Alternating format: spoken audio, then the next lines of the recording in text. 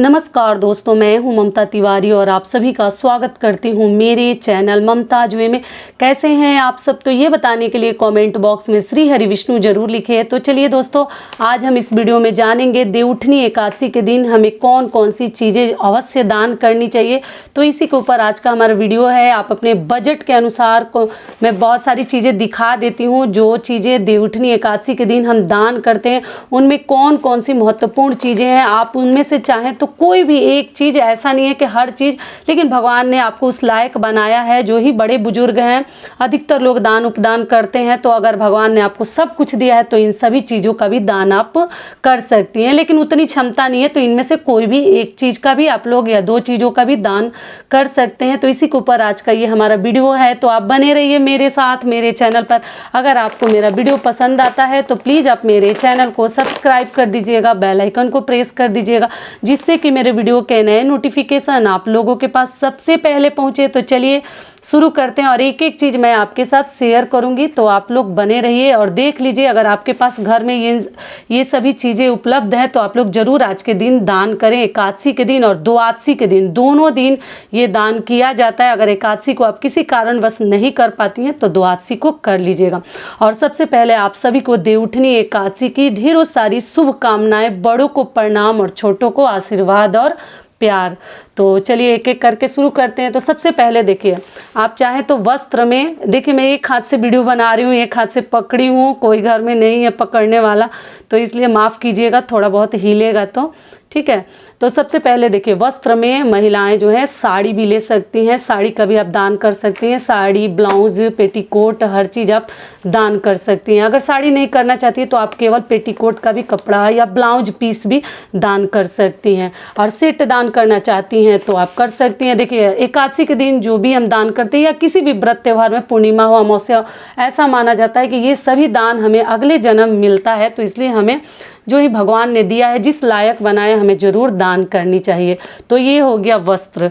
अगली चीज़ क्या हो गई कि देखिए, आप लोग बर्तन का भी दान किया जाता है एकादशी के दिन ना। आप जो है, अगर घर में आपके गिलास हो, थाली हो, नया, तो हमारे घर में कुछ ना कुछ रहता ही है। हम धनतेरस पे या ऐसे भी जब मार्केट जाते हैं तो कुछ ना कुछ खरीदते हैं या कहीं से हमें मिला भी रहता है। तो अगर आप चाहें तो इस प्रकार की थाली और गिलास का भी, लोटे का भी दान कर सकते हैं, क्योंकि एकादशी के दिन बर्तन का भी दान किया जाता है। तो आप अपना देख लीजिएगा, इनमें से जो भी चीज़ आपको मिले आप लोग दान कर सकते हैं। और सुहाग के लिए, पति के लिए भी आप जैसे ऐसे शर्ट पैंट का कपड़ा अगर आपके पास है, रखी है पहले से बहुत सारे, देखिए कपड़े वगैरह हमें मिले रहते हैं शादी विवाह में। ऐसा नहीं है कि हमारे पास नहीं रहता है, नया तो रहता ही है। तो आप इस प्रकार का मतलब शर्ट पैंट का कपड़ा भी पति के लिए दान कर सकते हैं। अगली चीज़ क्या है कि और कुछ आप अगर नहीं दान करना चाहते हैं, शर्ट पैंट या कुछ, तो एक गमछे का भी आप लोग दान कर सकते हैं। ठीक है, एक गमछा भी, इस पे 2-4-10 रुपये जितना आपसे हो सके आप लोग दक्षिणा रख दीजिए और आप लोग दान कर सकते हैं। अगली चीज़ क्या है कि अगर शर्ट पैंट नहीं करना चाहते तो धोती का भी दान किया जाता है देवउठनी एकादशी में। तो आप लोग चाहें तो धोती का भी दान कर सकते हैं। जो चीज़ आप चाहें, मतलब आराम से आपके पास अवेलेबल हो, मिल जाए, तो आप इस प्रकार से। धोती भी हमारे घर में देखिए विवाह शादी में हमें मिला रहता है। तो धोती में आपको कैसे दान करनी है वो मैं बता दूं। तो देखिए धोती के ना ये कोने में जो इसका कोना होता है ना, इसमें हमें क्या क्या चीज़ें देखिए बांध कर दान करनी पड़ती है, या किसी को देते भी हैं ना विवाह शादी में। तो हम जो है देखिए इसमें दक्षिणा और एक जनेऊ और कुछ मतलब पैसा और जनेऊ बांध कर, बोलिए तो मैं खोल कर दिखा सकती हूँ, लेकिन एक हाथ से नहीं खुल पाएगा। तो आप देख सकते हैं इसमें जनेऊ है और दक्षिणा है कुछ। ठीक है, तो इस प्रकार से आपको दान करनी है। धोती का भी दान किया जाता है एकादशी के दिन। हमारी मम्मी लोग करते हैं, हमारे सास लोग करते हैं, जो बड़े बुजुर्ग हैं इस प्रकार के धोती वस्त्र कपड़ा का करते हैं। हम लोग उतना नहीं करते, हम लोग दक्षिणा वगैरह और अनाज और एक मतलब वस्त्र के रूप में हम कुछ भी दान कर सकते हैं। लेकिन बड़े बुजुर्ग लोग हर चीज़ करते हैं, क्योंकि कहते हैं कि हमें सब अगले जन्म में मिलेगा, तो वो लोग दान करते हैं। क्योंकि उन्हें देने का भी सुविधा है, तो किसी न किसी बहन बेटी को भी दे देते हैं, ब्राह्मण को भी देते हैं। तो बड़े बुजुर्ग लोगों से पक्का आप लोग करवाइएगा। ठीक है, आप करें ना करें आपकी मर्जी है।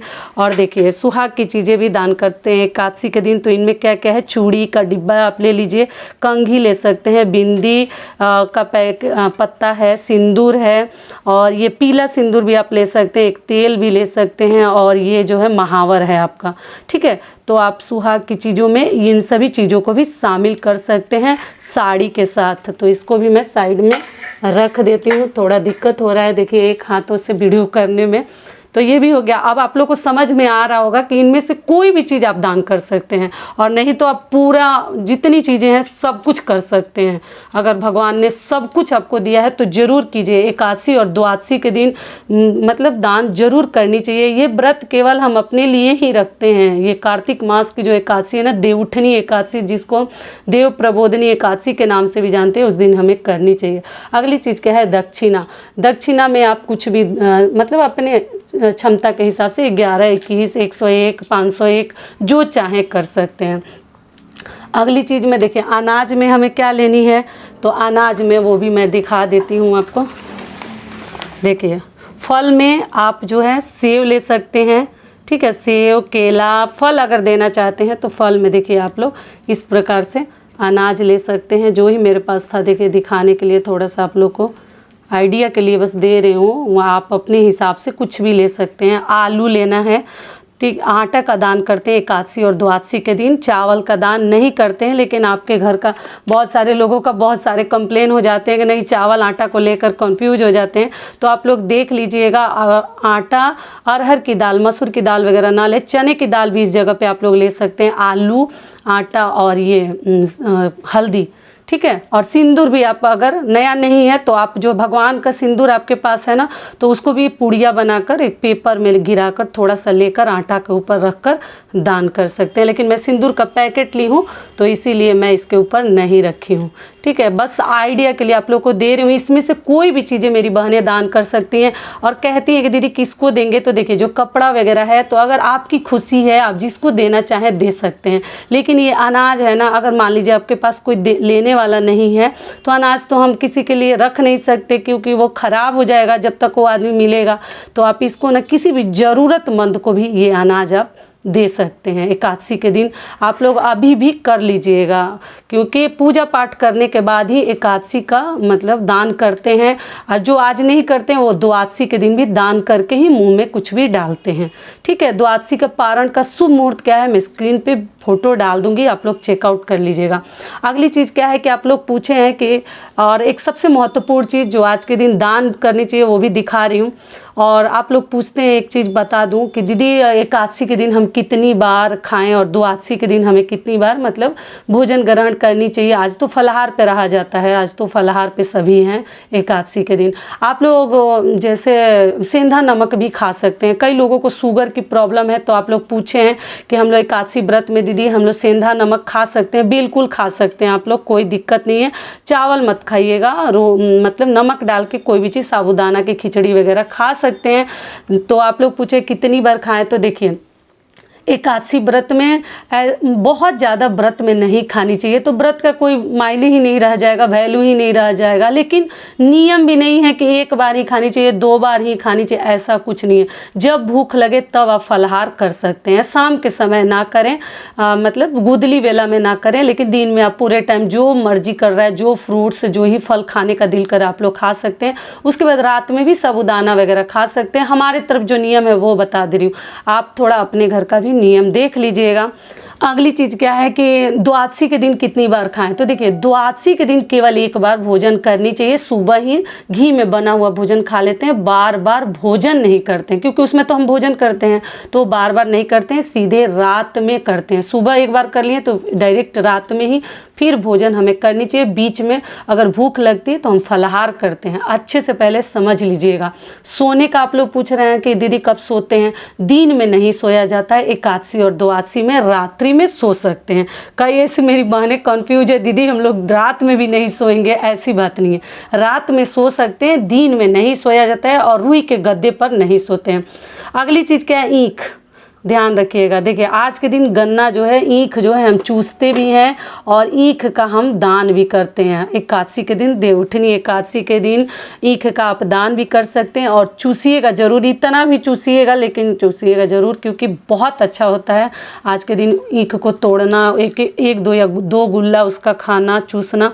तो आप लोग पक्का कर लीजिएगा। और जो डाउट भरे सवाल थे वो भी मैं बता दी कि आप लोग को इस प्रकार से करनी है। तो ये सारी चीज़ें आप लोग एक बार देख लीजिए। धोती, बर्तन, साड़ी और श्रृंगार की चीज़ें, सुहाग की चीज़ें, शर्ट पैंट का कपड़ा हो तो वो भी दान कर सकते हैं, गमछा, ये सेव हो गया फल में, और अनाज में, ये सभी चीज़ें हैं। तो यही सब चीज़ें हम एकादशी के दिन दान करते हैं। तुलसी माता का आप लोग पूछेंगे दीदी विवाह कहाँ करेंगे, छत के ऊपर करें या आंगन में करें या घर में उठा कर ला कर करें, कहीं भी कर सकते हैं।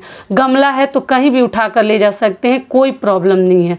आप कहीं भी विवाह कर सकते हैं, खुले में भी कर सकते हैं, आंगन, छत, कहीं भी कर सकते हैं। गमला को आप लोग पूछे इधर का उधर उठा के ले जा सकते हैं, बिल्कुल ले जा सकते हैं, कोई दिक्कत नहीं है। और आखिरी चीज़ क्या है, सबसे महत्वपूर्ण चीज़, अगर भगवान ने उस लायक आपको बनाया है तो एक बिछिया का भी आप लोग दान कर सकते हैं। ठीक है, एकादशी के दिन। और किसी भी ननद को, अपनी बुआ सास को, या मतलब मायके वालों को नहीं दिया जाता है। ससुराल पक्ष में आप किसी को भी दे सकती है, बहू हो तो दे सकती है, लेकिन मायके में नहीं दिया जाता है क्योंकि मायके वालों के ऊपर दोष लगता है। तो आप लोग दान किया हुआ कोई भी सामग्री अपने मायके वालों को ना दें।